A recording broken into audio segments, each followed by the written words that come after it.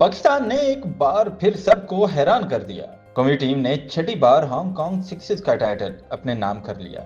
Final में पाकिस्तान ने Kuwait को 43 रन से शिकस्त दी। इस शानदार कामयाबी के साथ पाकिस्तान सबसे ज्यादा हांगकांग सिक्सेस जीतने वाली टीम बन गया है।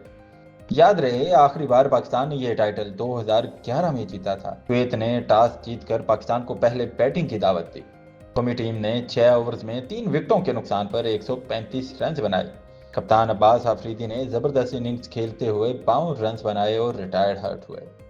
अब्दुल समद ने 42 रन, ख्वाजा नाफे ने 22 रन बनाए, जबकि मुआज सदाकत 10 और मोहम्मद शहजाद 4 रन के साथ नॉट आउट रहे।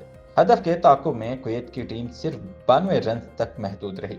यूं पाकिस्तान ने शानदार अंदाज में एक और चैंपियनशिप अपने नाम करके कौम का सर फख्र से बुलंद कर दिया।